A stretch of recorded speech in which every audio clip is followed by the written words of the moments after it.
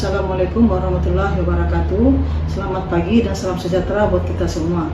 Kenalkan, saya Dr. Sumiati SMM, salah satu staf pengajar pada Sekolah Tinggi Ilmu Ekonomi KBP Padang. Sebagai dosen pada Sekolah Tinggi Ilmu Ekonomi KBP Padang, tentu saja memiliki kewajiban untuk melaksanakan Tridharma Perguruan Tinggi. Kompetensi saya adalah manajemen. Salah satu mata kuliah yang saya ajarkan adalah pengantar manajemen. Mata kuliah pengantar manajemen adalah mata kuliah wajib yang harus diikuti oleh mahasiswa pada semester 2 pada semester genap.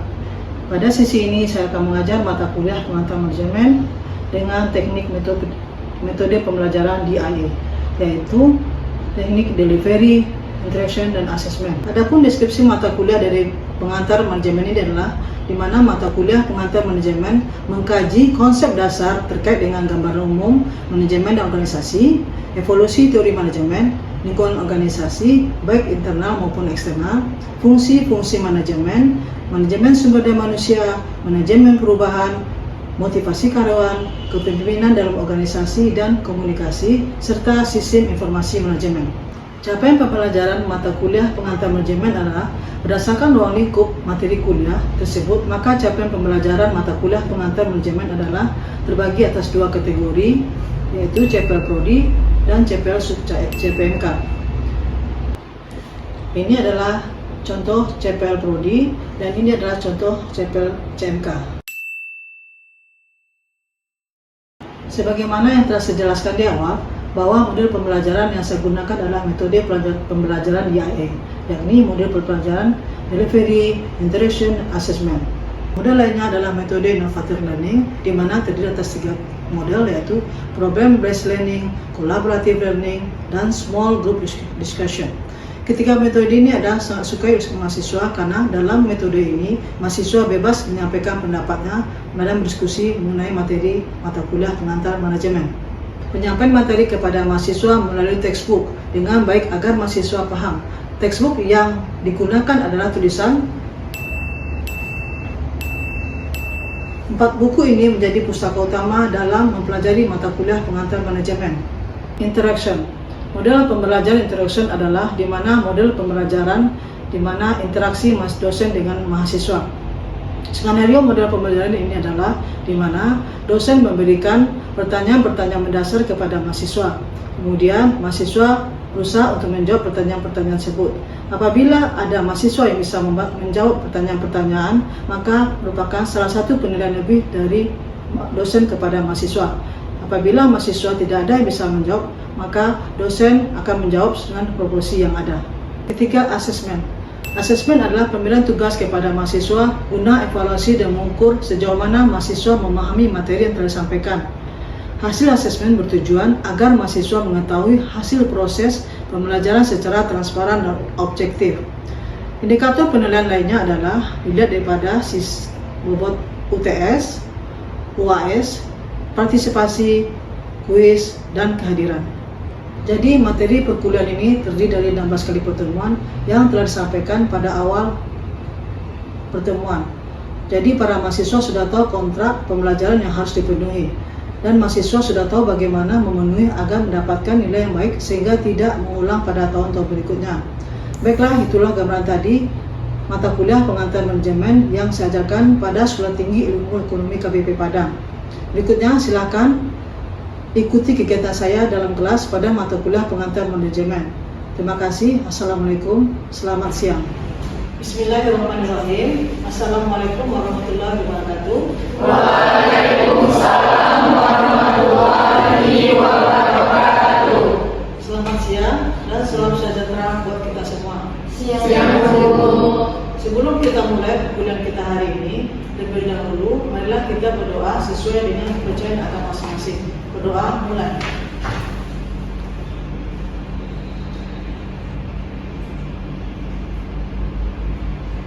Doa selesai.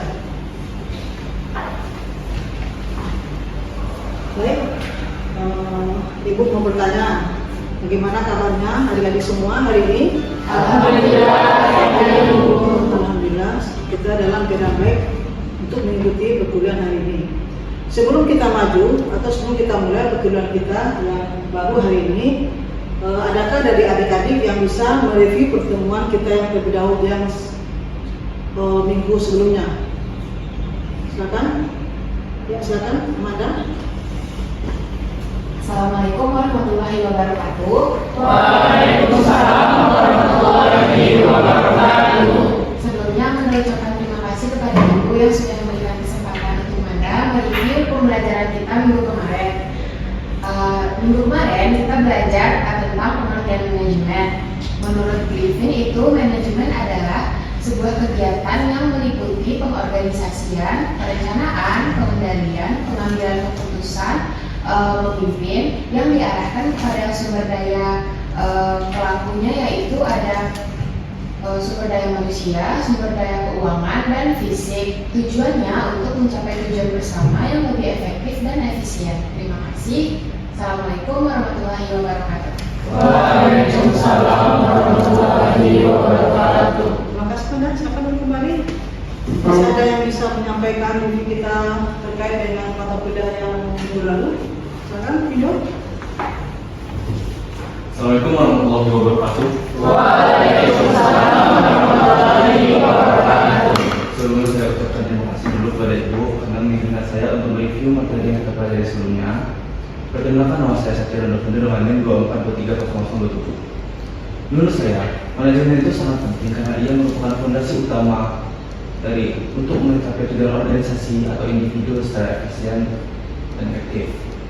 Di mana manajemen dapat membantu mengatur dan mengkoordinasikan sumber daya, tenaga manusia, keuangan, dan teknologi agar bekerjasama mencapai tujuan dan hasil yang diinginkan.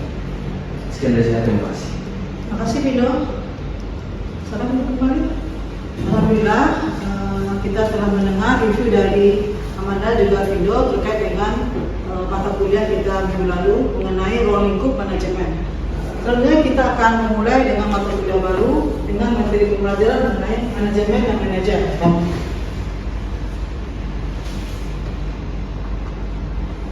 Harapan CPNK dari mata kuliah pengantar manajemen ini adalah setelah menyelesaikan pembelajaran, mahasiswa mampu memahami dan memberikan saran mengenai manajemen dan manajer. Ini adalah pembelajaran dari perkuliahan kita hari ini ya. Selanjutnya kita akan masuk ke materi pembelajaran, di mana materi pembelajaran kita terdapat 3 poin, yaitu pertama mengenai tingkatan-tingkatan manajemen, kedua mengenai fungsi dan proses manajemen, ketiga mengenai keahlian manajemen. Sekarang kita masuk ke poin pertama mengenai tingkatan-tingkatan manajemen. Sebelum kita masuk ke materinya, adapun buku rujukan yang akan Ibu rujuk dalam materi ini adalah pertama adalah Robbins Porter Management, di mana diterbitkan oleh Erlangga. Ini adalah buku pertama. Kemudian buku kedua adalah Sentot Imam Wayono, Pengantar Manajemen 2022, penerbitnya PT Grafindo Persada Depok, ini buku kedua. Kemudian Mamluk yang Hanafi 2011, Pengantar Manajemen edisi ketiga, penerbit UEPP SIM YKP Yogyakarta adalah referensi buku ketiga. Yang terakhir adalah buku Erni Tisnawati Sule, Pengantar Manajemen 2008, penerbit dan Benadia Group, buku keempat. Selanjutnya kita masuk ke slide berikutnya. Ini adalah slide mengenai tingkatan-tingkatan manajemen. Sebagaimana kita ketahui bersama bahwa suatu organisasi tentu saja dipimpin oleh manajemen ya, atau manajemen puncak atau bertanggung jawab adalah seorang pimpinan ya, di mana pimpinan ini dapat dilihat berdasarkan hierarki dan juga berdasarkan fungsi. Sedangkan berdasarkan hierarki itu ada 3 pimpinan, yaitu disebut juga dengan pertama manajemen puncak atau top manager, kemudian manajemen tingkat menengah atau middle manager, kemudian yang terakhir adalah manajemen tingkat bawah atau freestyle manager. Sedangkan berdasarkan fungsi ada 2 manajer, yaitu pertama manajer umum dan manajer fungsional. Sekarang kita masuk ke manajemen berdasarkan hierarki. Manajemen tingkat puncak adalah suatu manajer yang menduduki tingkat paling tinggi ya di dalam organisasi. Oleh karena itu, manajemen ini tentu saja mempunyai tugas dan kewajiban. Adapun tugas dan kewajiban manajemen tingkat puncak adalah mengawasi dan mengontrol perusahaan secara keseluruhan. Di mana manajer ini merupakan suatu kelompok kecil ya, suatu organisasi ya, karena terbatas karena dia di puncak ya. Manajer ini bertugas pertama menentukan tujuan, menentukan strategi, menentukan kebijakan umum, dan menentukan keputusan strategis terkait dengan keberlangsungan suatu organisasi. Manajer tingkat puncak ini contohnya adalah CEO, presiden direktur, presiden utama, dan lain sebagainya. Ini adalah penjelasan mengenai manajemen tingkat puncak. Selanjutnya adalah manajemen tingkat menengah atau dikenal juga dengan istilah middle manager. Manajemen tingkat menengah adalah manajer yang bertanggung jawab untuk melaksanakan tujuan kebijakan umum, tujuan strategis yang telah dibuat oleh manajemen tingkat puncak. Manajemen tingkat menengah ini juga bertanggung jawab kepada manajemen tingkat puncak dan juga mengkoordinasikan terhadap kegiatan operasional kepada karyawan. Manajemen tingkat menengah ini posisinya di antara manajemen tingkat puncak dan manajemen tingkat bawah, yaitu manajemen yang juga menjembatani antara manajemen tingkat puncak dan juga manajemen tingkat bawah. Kemudian, adapun contoh dari manajemen tingkat menengah ini adalah manajemen sumber daya manusia, manajer personalia, manajer operasional, dan manajer pemasaran. Misalnya kita masuk ke manajemen tingkat bawah. Manajer di bawah atau dengan istilah lainnya adalah first line manager, adalah manajer yang melaksanakan kegiatan operasional dari perusahaan. Contohnya adalah pengawas, penyedia, dan pengawas penyedia. Kemudian kita beranjak atau lanjut ke manajer berdasar fungsi. Ada dua, manajer umum dan manajer fungsional. Manajer umum adalah suatu manajer yang mempunyai tanggung jawab untuk mengawasi satu bidang tertentu yang mempunyai kaitan umum dengan bidang-bidang lainnya. Contohnya manajer divisi atau manajer cabang tertentu. Untuk manajer fungsional, manajemen fungsional adalah manajer yang bertanggung jawab terhadap satu aktivitas tertentu. Contohnya, manajer pemasaran bertanggung jawab terhadap kegiatan pemasaran. Kita lanjut ke slide berikut. Ini adalah gambar tingkatan manajer berdasarkan hierarki. Misal seperti yang dilihat, tingkatan pertama adalah menggambarkan top manager, tingkatan kedua adalah middle manager, dan ketiga adalah personal manager. Berikut dengan contoh-contoh manajer daripada masing-masing dari tingkatan manajemen tersebut. Selanjutnya kita beranjak ke slide berikutnya. Ini adalah fungsi dan proses manajemen. Fungsi dan proses manajemen itu ada 4 kan? Pertama, perencanaan atau dengan istilah planning, kemudian organisation atau organizing, selanjutnya pengarahan, leading, pengendalian, controlling. Kita masuk ke fungsi pertama, yaitu fungsi perencanaan atau istilah planning. Perencanaan adalah kegiatan awal daripada proses manajemen, di mana di sini perencana menentukan bagaimana tujuan organisasi akan dicapai dan bagaimana cara yang baik untuk mencapai tujuan organisasi tersebut. Jadi, perencanaan merupakan proses yang mengarahkan kegiatan organisasi. Fungsi dan proses manajemen selanjutnya adalah pengorganisasian. Setelah perencanaan dilakukan, selanjutnya organisasi akan melaksanakan kegiatan pengorganisasian. Pengorganisasian adalah suatu kegiatan yang terkait dengan mengintegrasikan dan mengkoordinasikan sumber daya, tugas-tugas, dan anggota dalam organisasi agar tujuan organisasi dapat dicapai secara efektif dan efisien. Contohnya adalah di mana suatu organisasi disusun berdasarkan fungsi pokok perusahaan atau fungsi pokok organisasi, di mana terdiri daripada manajemen, kemudian bidang manajemen personalia, sumber daya manusia, dan keuangan. Di mana masing-masing bidang-bidang ini nanti akan dipimpin oleh seorang pimpinan yang akan bertanggung jawab langsung terhadap manajemen tingkat puncak atau manajer tingkat puncak. Selanjutnya adalah fungsi dan proses ketiga adalah pengarahan atau dengan nama lain leading. Pengarahan ini di mana setelah organisasi ditentukan, orang-orang ditentukan, maka selanjutnya bagaimana mengarahkan orang-orang atau karyawan-karyawan dari organisasi ini untuk bekerja mencapai tujuan organisasi. Sedangkan fungsi dan proses manajemen terakhir adalah mengendalikan atau controlling.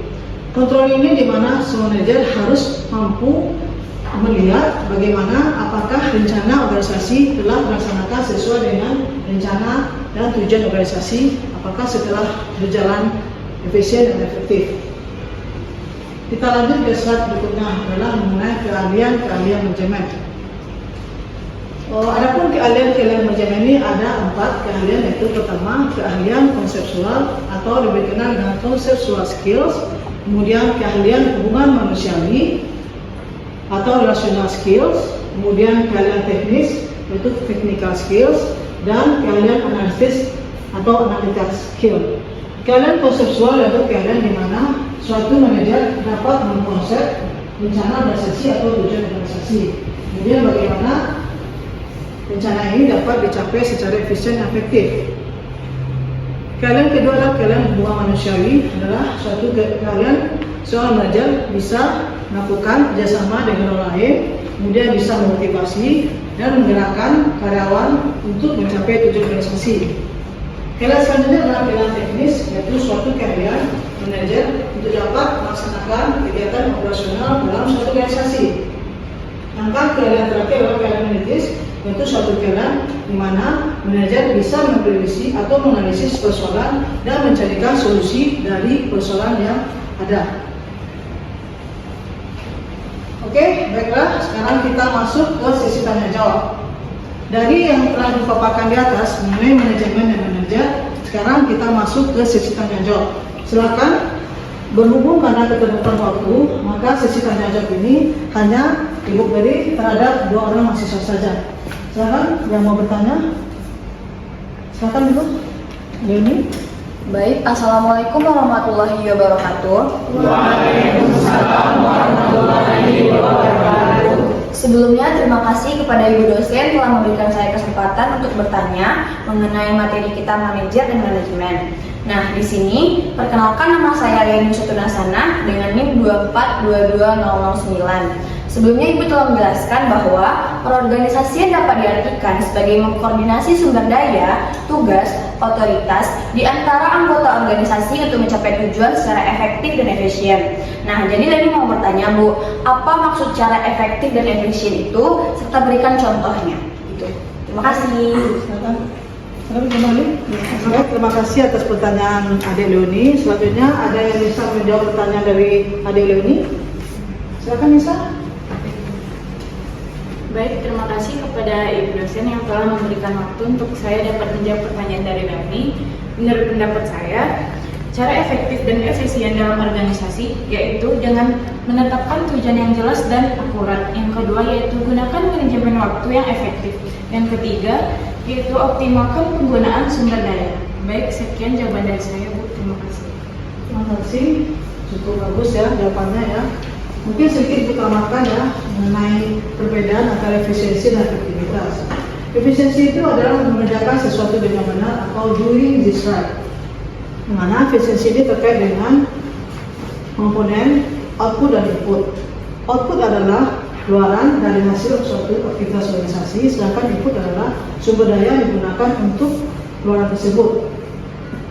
Sesuatu dibilang efisien apabila output dan input itu adalah lebih bagus atau maksimal. Sedangkan input output yang tidak efisien adalah di mana tingkat komponennya, komposisinya adalah di bawah atau tingkat bawah. Selanjutnya kita beralih ke sesi tanya jawab selanjutnya. Ada yang bisa? Silakan, John. Assalamualaikum warahmatullahi wabarakatuh. Waalaikumsalam warahmatullahi wabarakatuh. Sebelumnya terima kasih kepada Ibu dosen yang telah memberikan saya kesempatan untuk bertanya pada hari ini terkait dengan materi manajemen dan manajer. Perkenalkan, nama saya Juan Ibrani dengan NIM 2423015. Izin bertanya, Bu. Silakan. Faktor apa saja yang dapat mendorong suksesnya seorang manajer dalam menjalankan kegiatan organisasi sehingga organisasi tersebut dapat berjalan sesuai dengan tujuannya. Sekian, terima kasih, Bu. Nah, silakan duduk. Terima kasih ya atas pertanyaan cukup bagus dari Juan ya, terkait dengan faktor-faktor apa saja yang menyebabkan sesuatu manajer itu berhasil ya. Jadi kita lihat ya, seorang manajer itu berhasil terlihat dari beberapa faktor ya. Pertama, dia bisa memimpin organisasi secara baik. mempunyai kepemimpinan yang baik, kemudian mampu kepemimpinan keterampilan interpersonal, kemudian mempunyai jiwa untuk bisa bekerja sama, mengarahkan karyawannya, kemudian bisa mendengarkan, kemudian manajer itu harus bisa belajar ya, tentu saja ya, untuk bisa menaikkan kompetensi daripada seorang manajer. Baiklah, kita masuk ke slide berikutnya adalah slide penugasan. Di sini adik-adik diminta untuk meresume mata kuliah kita hari ini dan dibuat dalam bentuk Word. Paper minimal adalah sebesar sebanyak 2000 kata dan untuk yang paper ini diupload pada portal masing-masing. Ada yang mau ditanyakan lagi? Sudah mengerti semua? Sekian pembahasan kita hari ini mengenai manajemen dan manajer. Selanjutnya Ibu akan absen sebentar ya? Ya, Bu.